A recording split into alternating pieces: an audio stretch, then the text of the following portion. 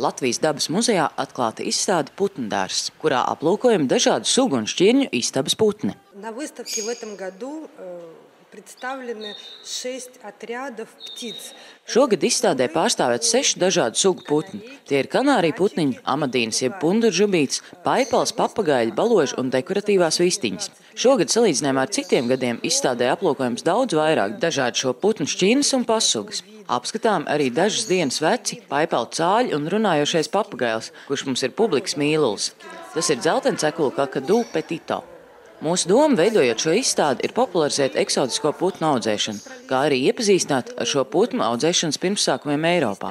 Eksotiski putni Eiropā pirmoreiz nokļuva jau Maķedonijas Aleksandra laikā. Tie bija papagaļi.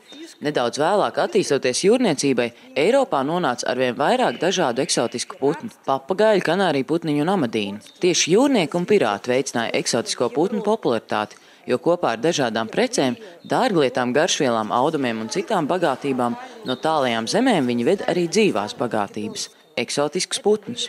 Es pati ar eksotisko putnu audzēšanu aizraujos jau kopš bērnības, un, manuprāt, putni cilvēkam palīdz izdzīvot, tiekties pēc skaistā un vispār putni nes cilvēkiem laimi. Tāpēc gribu visus interesantus aicināt uz šo izstādi Dabas muzejā, kur jūs varēsiet priecēt gan acis un ausis, gan arī saņemt konsultācijas par šo putnu audzēšanu un pareizu kopšanu. Bet izstādes beigās varēsiet arī iegādāties jebkuru no šiem putniem, to, kurš jums būs visvairāk iepaticies. Eksotisko putnu izstādi Putndārzs Dabas muzejā apskatām līdz 17. aprīlim.